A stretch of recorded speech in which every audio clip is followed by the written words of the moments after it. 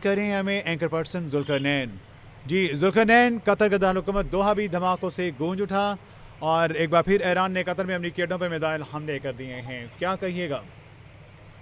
हाँ जी, देखें ईरान ने तो जब से कल से अमेरिका ने जो अटैक किया, बहुत बड़ा अटैक था, उसके बाद से अमेरिका मुसलसल वार्न कर रहा था कि भाई अब तुमने अपनी टर्न नहीं लेनी, तुमने मजीद जंग में तुमने नहीं आना। अब भाई अब पहले तुम जाके 125 एयरक्राफ्ट के साथ मतलब हजारों लाखों टन बारूद वहां फेंक के आए हो और एक्सपेक्ट कर रहे हो ईरान से कि ईरान उसको रिस्पॉन्ड ना करे, ये कैसे मुमकिन है? तो इवेंचुअली ईरान ने बिल्कुल जाके मर्दाना वार अपना बताया कि भाई कि हम डरने वाले नहीं है तुमसे, यूनाइटेड स्टेट ऑफ अमेरिका। तुमने पहल की, हमारी जंग इसराइल के साथ थी, तुमने अनप्रोवोक्ड तुमने आके ना सिर्फ हमारा एटमी रिएक्टर जो है, जो कि अमेरिका का क्लेम है कि हमने तबाह कर लिया, लेकिन अभी ईरान स्टिल होपफुल है और बल्कि इसका क्लेम भी है कि हमने जो है वो सेव कर लिया, पहले ही शिफ्ट कर लिया था इनके अटैक से पहले। तो ये अब एस्केलेट करेगा इसमें, जो अब इसके बाद जो ईरान ने स्ट्रॉन्ग रिस्पॉन्स दिया है, इसके बाद एस्केलेट करेगा, क्योंकि डोनाल्ड ट्रंप ने कहा था जी कि हम इसको निशाने इबरत बनाएंगे अगर ईरान ने हम पे हमला किया हमारी किसी भी बेसिस के ऊपर। 20 बेसिस हैं इसकी मिडल ईस्ट में। तो उसके बाद निशाने इबरत, खैर इसका दावा बड़ा है लेकिन हो नहीं पाएगा, क्योंकि वो शायद इसको भी गजा समझ रहे हैं। ये गजा नहीं है, ये ईरान है। ईरान की पूरी एक ताकतवर आर्मी है, पूरी तरह से इक्विप्ड है with all kind of weapons, और इनके जो मिसाइल हैं वो तो अभी इसराइल की वो भी मिथ हमने ब्रेक होती देखी, जिसमें वो कहते थे हमारी आयरन डोम को कोई नहीं चीर सकता। तो उनकी भी जो एयर डिफेंस है उसको क्रॉस करके उनके घर में मिसाइल मारे हैं इसने, ईरान ने। तो it is very much likely escalation होगी, लेकिन जो अमेरिका है, अमेरिका शायद अपने उस तरह के डिजायर्ड रिजल्ट मजीद ना अचीव कर सके, जो अगर हम वीजा वी इसकी कंपैरिजन करें कि गाजा बनाने का जो उसका मूड है ईरान को, वो नहीं बना पाएगा। सही। तो अब क्या समझते हैं इस तमाम तर मामले में जो अमेरिका दोगली पॉलिसी अपनाए हुए, एक तरफ अपने बगल बच्चे इसराइल का सपोर्ट करना और दूसरी जानिब ऐसे बयान देना कि आप इस कार्रवाई में जो है वो इनिशिएटिव ना लें, क्या समझते हैं कि इस तमाम तर मामले में जिस तरह से कहा जाता है कि आप मुज़ाकरात की तरफ आएँ, सियासी हल के लिए कतर भी जोर दे रहा है, इस्लामी ममालिक सिर्फ इन सियासी मामलात से हल करने जैसी स्टेटमेंट पास ऑन करेंगे या कुछ इससे बाहर निकल कर करने का भी सोचेंगे? वरना अगर आज इनकी बारी है जुल्करनैन, तो फिर आने वाले कल में हर मुल्क की बारी बारी जो है ये तमाम तर सूरत हाल से सिचुएशन यही रहेगी। तो क्या तैयार हैं ये ममालिक फिर उस तमाम तर सिचुएशन का मुकाबला करने के लिए? देखिए, इसमें सबसे इम्पोर्टेंट चीज ये है कि अमेरिका का ये था कि भाई हमने जो तबाही मचाई है, तुम खामोश हो ईरान से। भाई अब ईरान का उसको समझना चाहिए अमेरिका को कि जो अब ईरान ने किया है, भाई कुछ ना कुछ तो उसने रिस्पॉन्स देना था, तो उसने रिस्पॉन्स दिया। अब अमेरिका जो है वो सुकून से बैठ जाए, कोसों मील दूर है ईरान से, सुकून करे। उसने अपना जो कहते थे कि हमने इसराइल को सेव करना है फ्रॉम ईरान एटम बम, तो वो एटम बम आप कहते हैं कि वो हमने तबाह कर दिया, वो बनने ही नहीं दिया।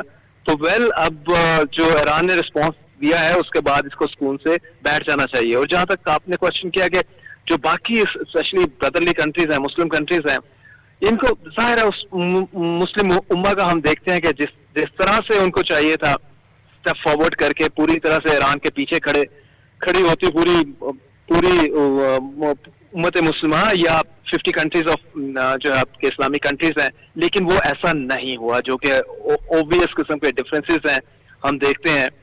तो इसका ही तो एडवांटेज यूएस भी उठा रहा है, इसराइल भी उठा रहा है। तो बहरहाल, लेकिन बात फिर पहले ईरान पे आएगी। ईरान जो है, देखें, ईरान ना तो डबल गेम करता है, ईरान सीधी बात करता है, और ईरान मिडिल ईस्ट का स्ट्रॉन्ग कंट्री है। इस चीज को एक्नॉलेज करना होगा अमेरिका को। अमेरिका नहीं करेगा तो फिर वही मैं बता रहा हूँ कि वो इस गलतफहमी में है कि हम इसको गजा बना देंगे। भाई गजा के पास ना अपनी आर्मी थी, ना उसके पास कोई वेपन थे, तो वहां पे तो मासूम लोग थे, 22-23 लाख लोग हैं।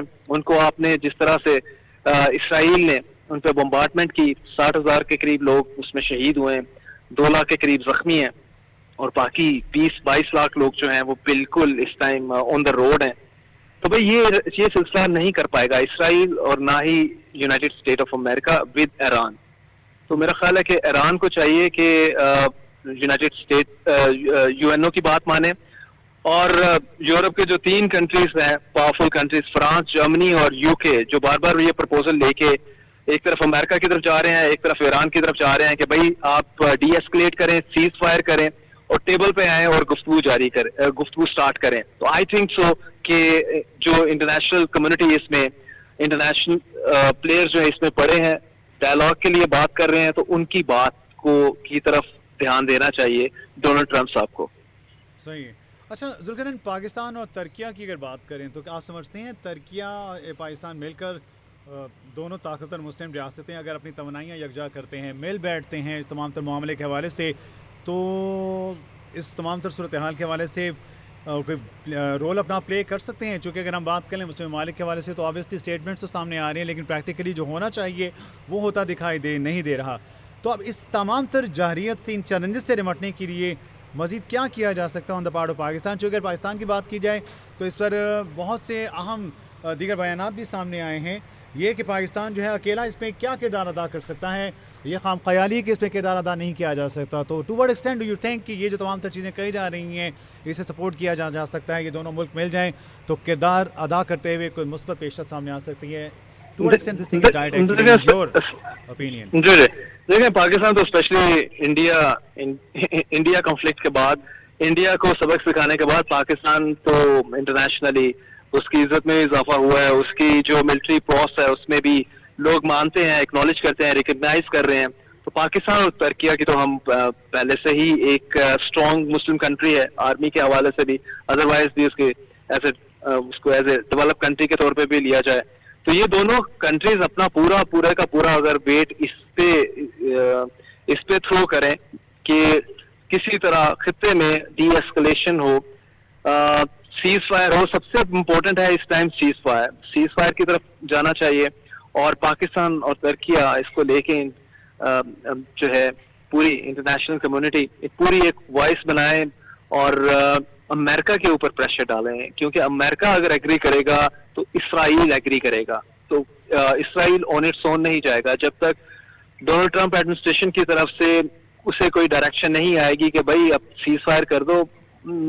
डेली बेसिस पे जिस तरह से आपके सामने ही है, बम्बार्डमेंट जारी है एक्सेसिव किस्म की फ्रॉम इसराइल्स पार्ट, तो ये सिर्फ यूएस ही उसे रोक सकता है, क्योंकि बाकी जितनी भी अपील आए, अभी मैंने आपको बात बताई कि developed countries like France, Germany, UK ये बात कर रहे हैं, लेकिन इसकी बात को भी वो कोई ध्यान नहीं दे रहा इसराइल, और ये हमले जारी हैं। तो आई थिंक पाकिस्तान और तुर्किया को अपना जो गुड ऑफिसेज हैं वो यूज करने चाहिए विद डोनाल्ड ट्रंप, और उसको यही कहना चाहिए कि भाई आप डी एस्केलेशन की तरफ जाएं, सीज फायर अनाउंस करें, और फिर ईरान को इनवाइट करें कि वो टेबल पर आए और बातचीत करें। क्योंकि अगर ये लड़ाई बढ़ती है जिस तरह से, अब ईरान ने रुकना नहीं था, ईरान भी अनप्रोवोक्ड यूएस ने अटैक किया तो उसने जवाब देने ही देना था। वो अपना राइट रिजर्व रखता है, यूएन चार्टर्ड के मुताबिक राइट रिजर्व रखता है, और उसने किया है। तो अब उसने हमला कर लिया। अब दिस इज द टाइम के डी एस्केलेशन की तरफ एफर्ट्स पाकिस्तान भी अपनी एक्सपीडाइट कर दे तुर्किया के साथ मिलके, और जो है वो खत्ते में सीज फायर हो और अमन की तरफ मामला चलें। जुल्करनैन, अक़वाम मुत्तहिदा के चार्टर की बात करें तो इसके तहत ईरान को अपने दिफा का मुकम्मल जायज़ हक हासिल है। दूसरी तरफ अमेरिका का ये कहना है कि ये तमाम तर मामलात पे आएँ और मिल बैठ कर मामलात को हल करने की ज़रूरत पर जोर दिएगा। शुरू में जब ये हमले शुरू हुए तो डोनाल्ड ट्रंप कहते रहे कि हमने तो कहा था कि ये आए बात करे, लेकिन अगर इसने नहीं किया तो अब इसे ये तमाम चीज़ें भुगतना पड़ेंगी। ऑन द अदर साइड आप ये देखें कि केयर स्टॉर्मर ने अपने रद्द-ए-अमल में क्या कहा है। जुल्करनैन, उनका कहना है कि ईरान को कभी भी जौहरी हथियार तैयार करने की इजाज़त नहीं दी जा सकती। यानी हर तरफ से ईरान पर ही क्यों एम्फेसिस किया जा रहा है सब कुछ करने का? अपने बगल की जो इसराइल है, बगल बच्चा इसका, उसको नहीं कुछ कहा जा रहा, बल्कि उनको जो है वो मुआवनत फ्राहम की जा रही है, उनके साथ मिलकर उन्हें सपोर्ट किया जा रहा है। तो ये तमाम तर चीज़ें क्या जाहिर करती हैं, क्या वाकईतन ये सब चीजें डेवलपमेंट एक्ट है on the part of these countries जो कि इस तरह की स्टेटमेंट्स ये साबित करती हैं और बताती हैं double standard of the western world ना। ये डबल स्टैंडर्ड है, बहुत बुरी तरह से इसराइल और ईरान के मामले को लेके एक्सपोज हुआ है। आप देख लें कि जो इसराइल का एटम बम है या उसके एटॉमिक वेपन्स जो हैं वो किसी उसके तहत ओपन नहीं करता, जो इंटरनेशनल आपकी एटॉमिक एनर्जी एजेंसी है वो इंस्पेक्ट नहीं कर सकती ये एजेंसी जाके। लेकिन इसी को ऊपर वेस्ट भी और यूएस भी पूरा पूरा इस ईरान को लेके ये कहते थे कि भाई ये इंटरनेशनल एटॉमिक एनर्जी एजेंसी को आप ओपन करें, अपनी आपने कहाँ तक यूरेनियम इकट्ठी कर ली है और आप कहाँ तक बम बनाने की पोजीशन में आए हैं। तो ये टोटल डबल स्टैंडर्ड था जो कि पूरी तरह से इस सारे कंफ्लिक्ट में एक्सपोज हुआ है। और अभी भी ईरान को लेके इन्होंने पहले से परसीव कर लिया है कि ये ईरान जो बम बना रहा है इससे उसने इसराइल को खत्म करना है। और इसका इतना लीथल प्रोपेगेंडा है अक्रॉस द यूरोप, अमेरिका, कि हर एक को शायद ये यकीन हो गया था कि भाई from that part of the world कि जी ईरान अगर बना गया एटम बम तो इसराइल फिर इस दुनिया में उसका वजूद आपको नजर नहीं आएगा। तो इस चीज को इतना प्रोपोगेट करके इवेंचुअली जब उन्होंने ईरान का 3 फैसिलिटीज के ऊपर उसका प्रोग्राम जो है एटॉमिक प्रोग्राम पूरा तहस नहस किया है, तो यूरोप भी सेटिस्फाइड है और उल्टा ईरान को कह रहा है कि भाई तू सुकून कर, तुमने रिटेलिएट नहीं करना। ये डबल स्टैंडर्ड है वेस्ट के और बुरी तरह से एक्सपोज हुए इस सारे कॉन्फ्लिक्ट में।